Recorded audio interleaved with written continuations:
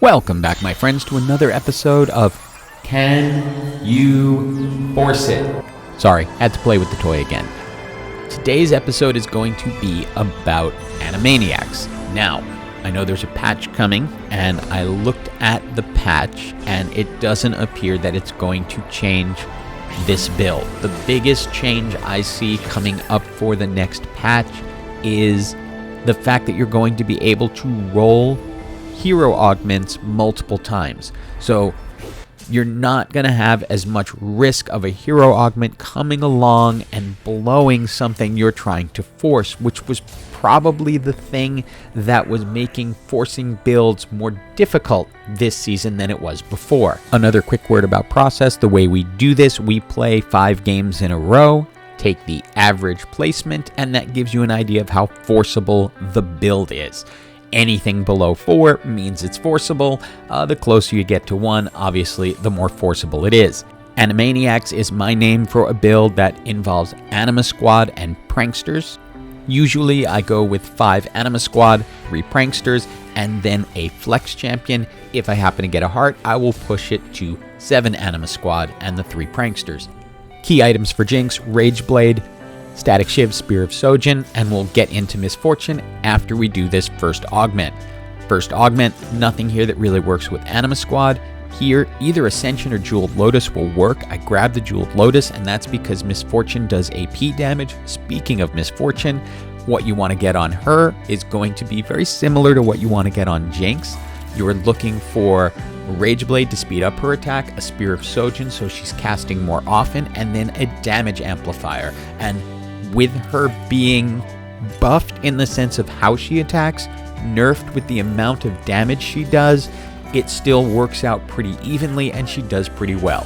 Your goal early, best team until you can get your 3 Anima Squads. Game number 1 is presenting a challenge because, as you can see, I still have not gotten a Jinx. I've been using Wukong just as an additional defender so that I could have a little tankiness up front, but he's got the Jinx items on him as I wait to see if I can get a Jinx. It's now time for our second augment, and we get hero augments. I'm going to go ahead and take the Riven because Vayne generally does not fit in this build unless I get an Anima Squad heart so that I have an additional champion. Still don't have a Jinx at this point, so I go ahead and grab a Draven who I can use to hold the Jinx items. Riven is in, so we're holding our 3 Anima Squad. We don't need Wukong anymore, and Draven can now hold the Jinx items. Since Draven is an ace, he's going to perform fairly well because when they get to 15%, he's going to execute him. With the additional attack speed that he's picking up from the Rage Blade and the little extra damage he's putting out with the Static Shiv, he's going to do well in that slot, but obviously not who we're going to keep. We just need him to not let us bleed. As we head into the final augment, I'm struggling in this game for the lack of finding a Jinx early. I also don't have great Misfortune items, which is why I choose Axiom Arc. That will allow her to cast again more quickly than she otherwise would have. Now, this game was stressful on multiple fronts. Number 1, I had to take a long time to get Jinx. Number 2, a long time to get Misfortune and non-optimal items. And as you can see, there's competition for this build as we are facing another Anima Squad Prankster-based team. But we are able to hold on and get into the top 4. Now, I'm not going to lie, this build is competitive. You are going to run into it a lot, and you're going to possibly have some trouble getting the 2-star Misfortune you need. But notice that even in an instance where I didn't get the 2-star Misfortune, we still made it into the top 4, which is positive LP. This is game 1 of 5, so we're going to see how it continues over 5 games, and if the competition keeps us down or not. This one ends up in 4th place. Game 2 starts off with a hero augment, which in the near patch, at least you'll be able to roll multiple times to make sure you get what you want. Here, I was lucky that I was able to get a Nasus Anima Squad as my hero augment. Soul Eater is pretty good because it's like having a Thrill of the Hunt that goes team-wide. This game was not being stingy with Jinx, so I was holding up fairly well in the middle of the pack as we go forward. Also put a Sunfire Cape onto Silas to serve as the main tank in the front line, at least at this point. For our second augment, I get an Anima Squad Crest, which I will take because that gives me the ability to go to 7 Anima Squad, which will give me a nice boost in power. It's really not necessary for this build, but if you get it, don't pass the opportunity. It's going to work out really well. You get room for a flex champion in this build since the full Anima Squad and Pranksters do not require all 9 slots. Often I like to bring in Alistair as that adds a little bit of mascot, or Sejuani towards the end. As Maymu noticed, I like to slip Sejuani into my builds because yeah, that stun just hits different. It's time for the final augment of Game 2, and I'm going to go ahead and grab Woodland Charm in this case, and that's because it will give me a second Silas on the board. I already have the Anima Heart from the previous augment, so I don't need to pick up any additional traits, and while Verdant Veil is good, I don't think it's necessary for this build since my Pranksters are going to be able to jump out of the way when they get low, and then stun them once I get up to 3. The 7 Anima Squad is fairly strong, especially if you can get something like a Gold Silas to just stand in the middle and absorb all the damage. Jinx and Misfortune are going to be able to clean up most of the teams. You don't always get up to 7, 5 is plenty, but with 7 you can pretty much guarantee yourself a trip into the top 4. I will say I find the TFT community generally much friendlier than the general community in League. As you can see, here we're just chatting. They actually offered me the win. They had a 2-star Urgot with a Deathblade I didn't think I could get through. I told them that I didn't want to just have the win because I was doing a video series where I was showing forcing builds and that they earned the victory and should get it as such. And if I won that way, it really would have thrown off my thing anyway, but it was all very nice. GG to everyone, and this one ends up in 2nd place. As for carousels in these, I generally like to go with trying to get one of the Jinx items together, a bow, a rod, a sword, any of those will do. These augments will not do, so we're going to go ahead and roll them. Nothing here is great, but second win can work, so we go ahead and take that. This game was nice enough to at least start us with our 3 main Anima Squads, and we can get the Rage Blade onto Jinx. I tend to find that when you can get the 3 Anima Squads early, they do well, and you will stay at the top of the health charts. Here we grab Portable Forge. I was hoping for a mana production item, didn't get it. That would have been the Mana Zane, but it just wasn't there. So from this selection, I went ahead, just grab the rocket propelled fist after considering everything a little bit. That will put a slight dent in an opposing team backline, because really what you want to do is get everything up in front, and then Jinx will stun them, and ultimately Misfortune will then wipe them out. It's time for our 3rd augment and hero augment time. I really can't resist sleepy time in any of these. Being able to stun 3 players right at the start of combat, especially in this build, feels really strong because our backline is going to attack very quickly, especially with multiple Rage Blades, so we should be able to do a lot of damage really fast.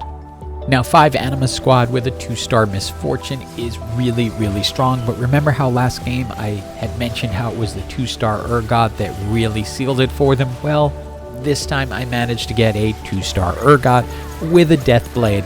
And so while this particular match here wasn't necessarily for the victory, this one will lead me very solidly into the top 4, but I'm feeling really good about my chances for this overall match, and yeah, into the top 4. And we will show the final fight in this match just because, but in all honesty, the outcome wasn't really a doubt to me once I had Misfortune with the Rage Blade, the Jewel Gauntlet, and the Giant Slayer, and then an Urgot who can just disrupt an opposing team. The Pranksters are going to stun when they get low, and Misfortune will execute, and it led us to a victory. So, Game 3, 1st place. Love when it works out that way. Game 4 upcoming. Just want to stress again, for Carousel, when I'm forcing this comp, I like to try to get the bow the needlessly large rod, or last resort, the sword. The bow is really the primary because it serves two different items that I consider essential jinx items, Static Shiv and Rage Blade. For augments, of course, you're trying to find what works best in Animaniacs as a build. I could roll these, but Second Wind does work. The front line tends to hold up long enough that they get the benefit of it, and your back line doesn't really need it because they're usually holding up long enough that they don't get the heal from that, but the front line will stay up longer and the back line will do more damage. This game, much like Game 1, is being really stingy with Jinx. I have not been able to find her yet, but I do have a Riven who's made it into the game. I have the Jinx items sort of hanging out on the bench waiting to get in. Luckily, it's only cost me one loss so far. For the augment, the Anima Squad crest is pretty good. Again, that will allow you to go up to 7 Anima Squads. It's not necessarily the way I always want to take this build, but when I'm offered it, I usually just go for it. This game was a little funky because it actually gave me a misfortune before I was able to find my first Jinx, so I started itemizing misfortune first. I still wanted to get a Rage Blade onto Jinx because her ult does stun, and as you can see, that stun is pretty important as it will hold champions like that back so misfortune can execute them. Item selection should be really easy. We had a sword, grab a tier, that's going on misfortune because we want her casting early and often. This gets a little tricky because, again, we're kind of already doing what we're doing. We can go with the Into the Night or roll it. I decided to roll it.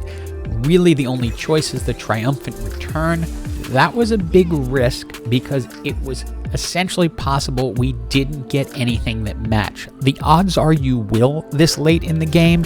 They kind of tilt it that way, but it was also possible I didn't and that I should have taken Into the Night. But Into the Night did not fit my comp as well as this one did.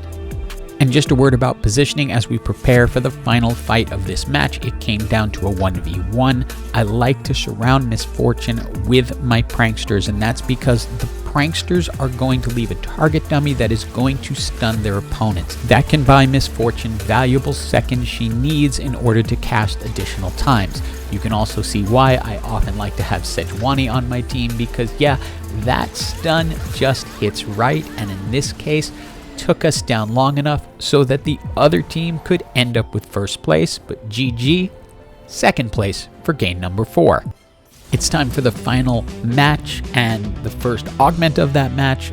I don't love these, but Ascension isn't terrible because your team will usually last past the point of Ascension. That's because the pranksters are going to distract the other team and stun them, and your front line is tanky enough to hold up long. Although it is probably one I like the least, but I don't like to roll that first one unless absolutely necessary. Again, grab the bow off the initial carousel, Rage Blade onto Jinx as soon as possible. Second augment is an easy pick, Jeweled Lotus. We want that for misfortune, either in the form of a Jeweled Gauntlet, but now we won't need a Jeweled Gauntlet. A Jeweled Lotus will give her ability the chance to crit. Now this was kind of one of those funky games where it felt like everything was going kind of right, but we were not winning. I had the right items on Jinx, I had found a misfortune, I had my Anima Squad, I had my pranksters, not all of them, but for 7-2, I'm not necessarily hoping to have the 3. At this point, I go ahead and grab the Tome of Traits and hope that I get an Anima Squad. I get it. So I think that's going to make the big difference here because now I can go up to the 7 Anima Squad. I have the 2 pranksters. I will just need the 3rd prankster. I can go ahead and create a good item for misfortune so she can speed up her attack, and gave her a blue buff so she can cast earlier and then hopefully get some takedowns and gain some mana back. And I figured this would be the moment where things start to click, and it felt like it would at first as everything went sort of without a hitch in the next match. Misfortune was able to clean out most of the team, and we were able to finish it off and stay in. But the nature of this game is sometimes you can kind of do everything right and it doesn't matter because the right team comes along with just the right formula and it disrupts you. Notice that Rammus ult came in, knocked everything up at just the wrong time for us. Misfortune doesn't finish her ult. Jinx had already run her prankster, and Zoe can't finish them off, so we go to -2, and then we're kind of stuck waiting, because right now we're in 7th, but our place is going to depend on how everyone else finishes. We move up to 6th, and then move up to 5th, and so game 5, we end up in 5th place. So let's go to the scoreboard and see how things turned out. Game 1 started with 4th place. Game 2, we came into 2nd place. Game 3, found our groove and hit 1st place.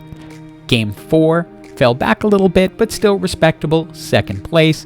Game 5, that was a little more difficult and ended up in 5th place. Now, as you know, we're going to find the average of our place, which is 4 plus 2 plus 1 plus 2 plus 5 divided by the number of games we played, which is 5, gives us our FORCE score of 2.8, which is slightly worse than the 2.4 we got for Admin Heart, but that doesn't mean that this is an inferior build. I find this one to be a little more consistent in getting you in that top 5 than Admin Heart, which relies very heavily on what admin traits you get. But overall, from the comments and the emails I've been receiving, I think either of these builds can take you into hyper if you just commit fully to them. Now, if you're still here, I have something to say about the future of the channel. I didn't want to put it up front because I didn't want to get into it. This particular season I've found to be a little static, is probably the best way I can describe it. I find myself only stuck with a few builds. I don't want to just make the channel the same builds over and over and over for the next 30 days while this set still exists. I'm going to keep my eye on the meta, see if anything changes, how it adapts with this new patch coming out and them having you able to roll 4 times for your hero augments. But right now, I'm not planning on making too many more videos for this set unless something comes up different. I plan to come back when they do the mid-set jump and change things up, but for the moment, stick with Hard Admin, stick with Animaniacs, look for threats when you can get it, and potentially using the Talia wall. Those will get you to hyper. Hope you enjoyed this video and found all the videos helpful. I will be back in the future, possibly sooner if the meta changes up. And as always, hope you have an absolutely awesome day.